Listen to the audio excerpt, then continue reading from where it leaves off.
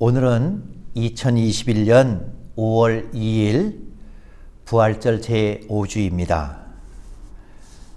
성경 말씀은 요한복음 4장 46절로 53절까지 말씀입니다.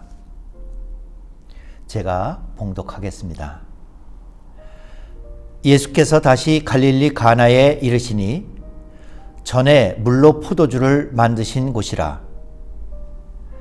왕의 신하가 있어 그의 아들이 가버나움에서 병들었더니 그가 예수께서 유대로부터 갈릴리로 오셨다는 것을 듣고 가서 청하되 내려오셔서 내 아들의 병을 고쳐주소서 하니 그가 거의 죽게 되었음이라. 예수께서 이르시되 너희는 표적과 기사를 보지 못하면 도무지 믿지 아니하리라.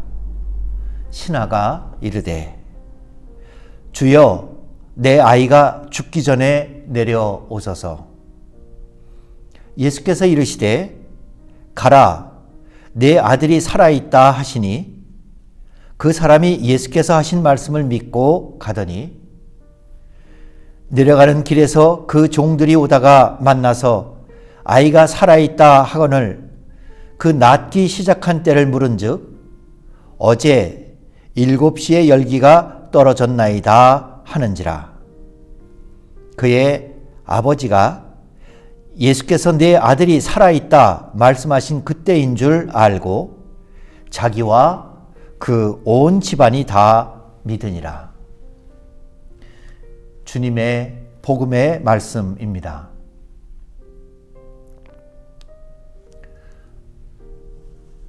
코로나로 너무 지쳐가는 때에 이제 5월을 맞이하게 됐습니다. 5월이 되면서도 확진자 수가 600명대 또 700명 쪽으로 가면서 나라에서는 어린이, 어버이주의, 이 가정의 달에 더 모임이 많을 거라고 하면서 더 엄하게 방역 대책을 요구하고 있습니다. 교회는 빨리 회복했으면 좋겠고 빨리 모여서 함께 예배하고 성도의 교제를 나누는 시간이 그런 평화의 시간들이 빨리 왔으면 좋겠다 하는 마음으로 열심히 기도하고 있습니다. 여러분 몸과 마음을 끝까지 건강하게 지키시고 다시 뵐 때는 우리 스스로를 대견스럽게 여기고 감사할 수 있는 승리자들이 다 되시기를 바랍니다. 오늘 말씀은 우리가 요한복음을 보고 있는 7 표적 중에서 왕의 신하의 아들이 살림을 받는, 고침을 받는, 거의 죽을 지경에서 예수님의 말씀 한마디로 고침을 받는 그런 표적의 이야기입니다. 오늘 본문 말씀은 가나에서 있었던 일이라고 기록하고 있습니다. 우리 다 알지요. 가나는 예수님께서 물로 포도주로 바꾼 그런 이적의 현장입니다. 예수님이 다시 이 가나에 오셨을 때에 자기 아들이 거의 죽게 된 생사가 오락가락하는 아들을 둔 왕의 신하가 예수님을 찾아와서 청하게 됩니다. 내려와 주십시오. 저하고 같이 가서 우리 아들을 고쳐주십시오. 그런데 예수님께서는 오늘 본문 말씀에 50절에 보니까 우리 아이가 죽기 전에 내려와 주십시오 라고 하는 요청에 대해서 가라, 내 아들이 살아있다. 어쩌면 이 한마디를 그 아버지에게 줍니다. 그리고 오늘 성경 말씀은 그 예수님의 한 말씀을 들은 이 왕의 신하는 예수님의 말씀을 믿고 가더라. 여러 가지 스토리가 그 가운데 있지 아니하고 그저 예수님이 한 말씀 하시고 그리고 왕의 신하는 그 말씀을 믿고 가더라. 그렇게 간단하게 기록이 되어 있습니다.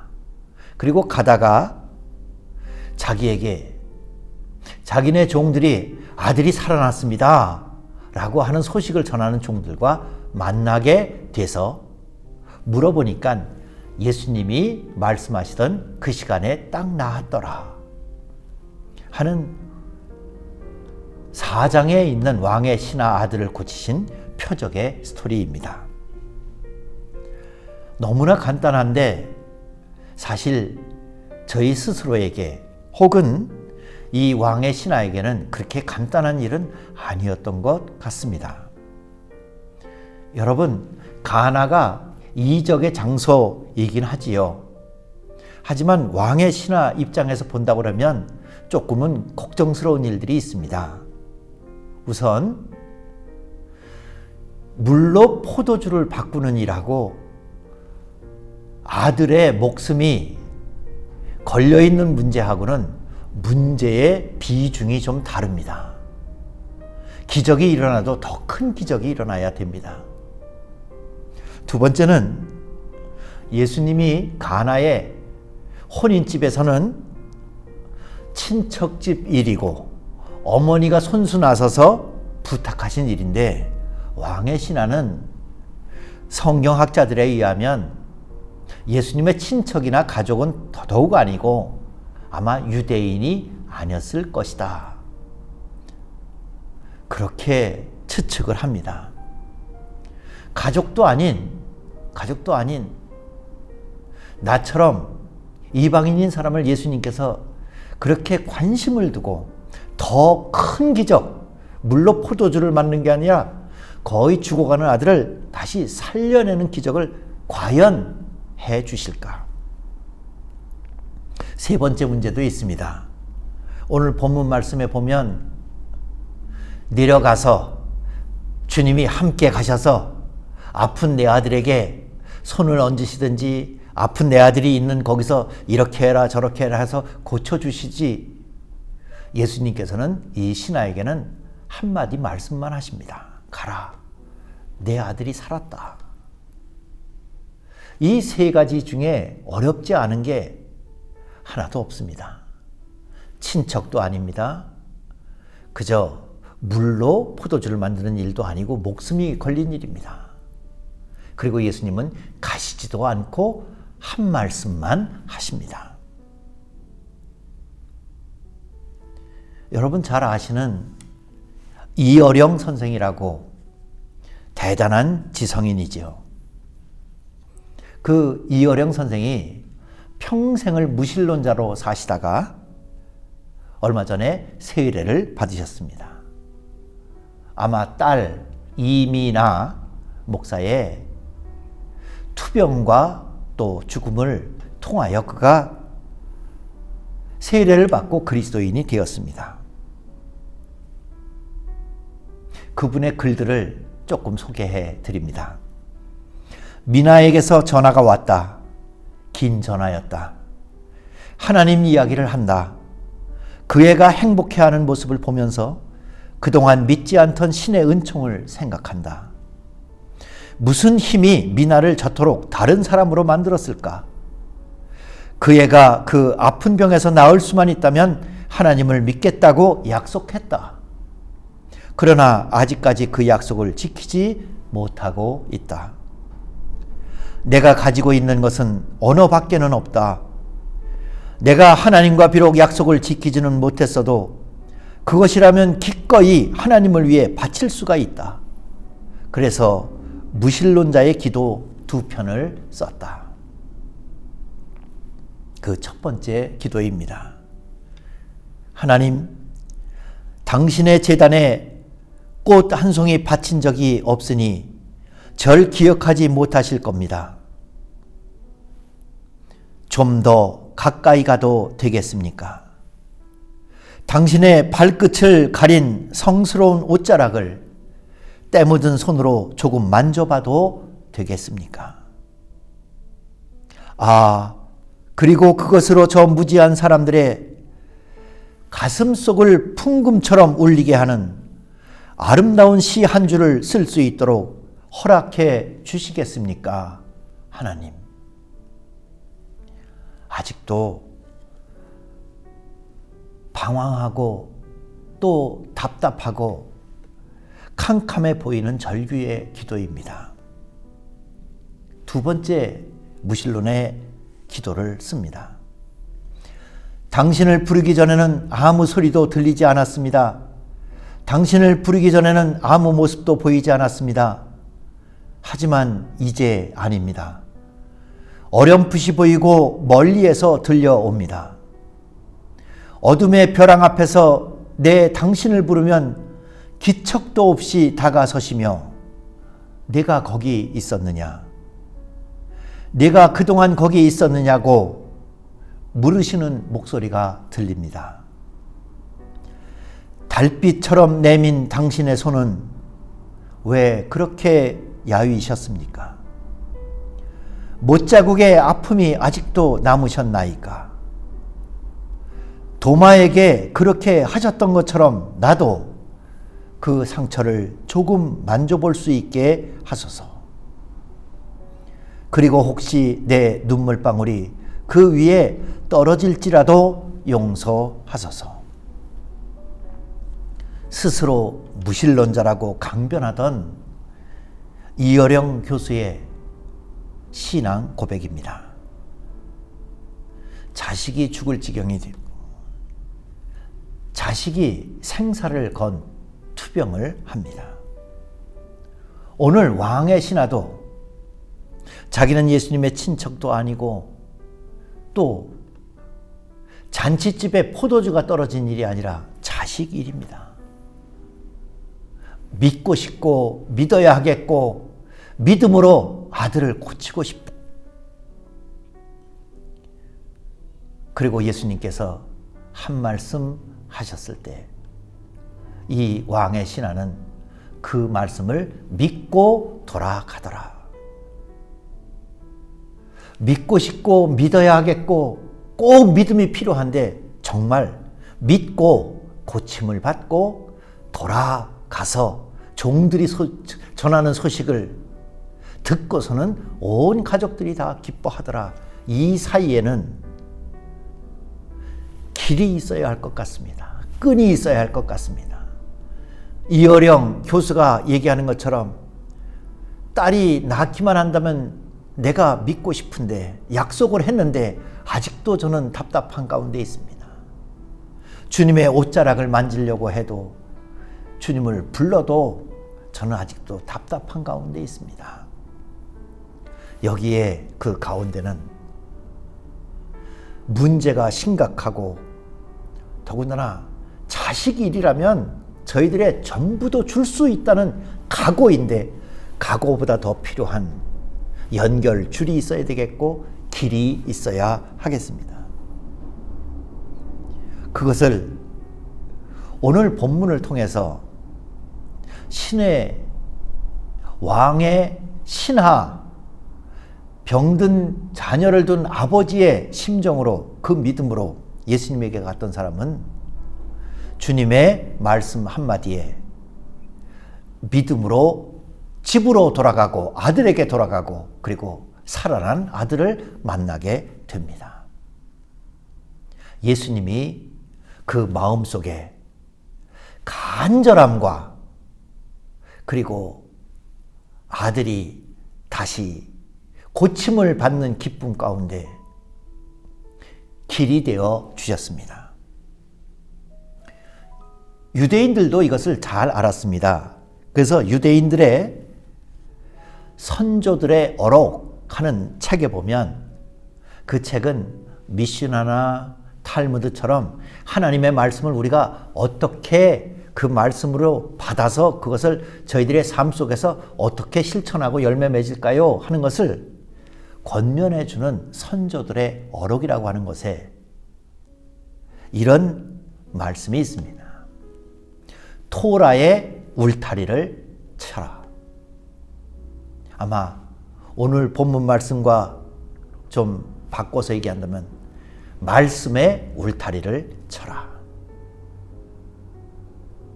말씀이 떨어지는 밭에 다른 짐승이 와서 해치거나 바람이 모질게 불어서 먼지가 덮이거나 아니면 어디가 밭인지 모르도록 그저 허허 벌판 광야에 있는 그런 땅이 아니라 울타리를 친 주님이 주신 한 말씀이 있다면 그 말씀에 울타리를 치고 그 울타리 안에 나의 모든 것을 다 기울여서 정성껏 가꾸고 풀을 뽑고 물을 주고 한다면 거기에 싹이 날 것이다. 한 말씀만 주옵소서. 내가 듣겠나이다. 한 말씀만 주옵소서. 내가 내 영혼이 내 가정이 살겠나이다. 이 말씀은 그저 유태인들이 습관적으로 하는 얘기가 아니라 공관복음서에 나오는 백부장이 예수님에게 요청했던 것도 바로 이 말씀이었습니다. 우리 종이 내 하인이 내 부하가 죽게 되었는데 주님 말씀만 주옵소서. 내가 그 말씀에 울타리를 치고 그 말씀에 진리가 있는 줄로 믿고 실천하고 열매를 맺고 꽃을 피우겠습니다. 말씀에 울타리를 쳐라. 한 말씀만 하시면 내가 그 울타리에 그 말씀을 잘 가꾸는 옥토를 마련하겠나이다. 그래서 저는 오늘 여기 간단히 기록되어 있지만 자기 아들이 생사를 오락가락하는 이 왕의 신하, 병든 아들의 아버지, 제발 와주십시오. 제발 저하고 같이 가주십시오. 제발 아픈 제 아들에게 가까이 가고 우리 동네로 가고 우리 집으로 가서 좀 주님이 해 주십시오. 그 마음에 그렇게 간절함에 그냥 말씀만 하셨다면 물러설 사람, 그냥 그 말씀을 쉽게 믿고 돌아설 사람이 어디 있겠습니까? 그 마음에 길이 있고 그 마음에 진리와 생명이 있다고 자기의 마음이 감동되지 않는 한 그 말씀을 듣고는 돌아서 집으로 아들에게로 가더라 하는 이런 표적은 나타날 수가 없습니다. 그래서 오늘 표적은 예수님이 길이십니다. 우리가 갈급하고 간절하고 위급하고 꼭 필요한 믿음이 있는. 그런데 이쪽에 어렵고 힘든 이 현실 속에 이 간절함이 연결되어지려면 예수님이 길이 되어 주셔야 됩니다. 여기 끈이 있어야 됩니다. 울타리가 있으면 그 울타리를 단단하게 해서 그 안에 물도 거름도 풀은 뽑고 그리고 돌멩이는 치우는 모든 몸과 마음과 영혼을 다 의지할 만한 한 말씀만 주옵소서. 한 말씀을 키우겠습니다. 울타리 안에 흙만 보이던 그곳에 싹이 나고 거기에 열매가 맺혀집니다. 이어령 선생도 그렇게 무신론자에서 기도를 드리면서 점차 딸 이민아 목사가 연결해준 예수 그리스도를 영접하고 세례를 받으며 그는 지성에서 영성으로 나아갑니다. 저는 오늘 본문 말씀을 자기 아들을 예수님의 말씀 한마디를 믿고 살려내고 기뻐하던 이 표적을 예수가 우리의 길이요, 예수가 우리의 진리요, 예수가 우리의 생명입니다. 그러시니 한 말씀만 해 주옵소서. 내가 듣겠나이다. 한 말씀만 해주시면 그 말씀에 울타리를 치고 거기에 생명을 꽃피우고 거기에 진리를 꽃피울 수 있도록 내가 믿음을 다하겠나이다. 박완서라고 하는 소설가가 있습니다. 그분은 그리스도인이었습니다. 4달 사이에 남편을 잃고 26 먹은 아들이 교통사고로 세상을 떠나게 됩니다. 그리고 나서 그가 한없이 하나님 앞에 기도했던 그 기도, 그것을 책으로 묶어서 그것을 한 말씀만 하소서. 한 말씀만 하소서. 내가 그 말씀을 내 속에서, 그 말씀을 내 슬픔 속에서, 그 말씀을 내 현실 속에서, 그 말씀을 내 영혼 속에서 키울 수 있도록 울타리를 치우고 키우고 열매 맺을 수 있도록 한 말씀만 하소서. 그래서 그 박완서 선생도 그 책 제목을 한 말씀만 하소서 이렇게 지었습니다. 예수님이 이 간절함과 이 안타까움 사이에 길이 되어 주십니다. 진리와 참이 되어 주십니다. 그리고 거기에 생명이 되어 주십니다. 예수님의 한 말씀만 울타리를 쳐서 잘 키우면 저희들에게도 똑같이 길이 되어 주시고 진리가 되어 주시고 생명이 되어 주십니다. 무슨 일에 있어서든지도 어떤 상황에 있어서든지도 길이 되어 주시고 진리가 되어 주시고 생명이 되어 주실 줄로 믿습니다. 저와 여러분에게 이 왕의 신하가 아들을 위해서 받았던 그 한 말씀처럼 주님의 말씀을 받아 가꾸는 아름다운 성도들이 다 됐으면 좋겠습니다. 이제는 우리 주 예수 그리스도의 은혜와 하늘아버지의 크신 사랑과 성령께서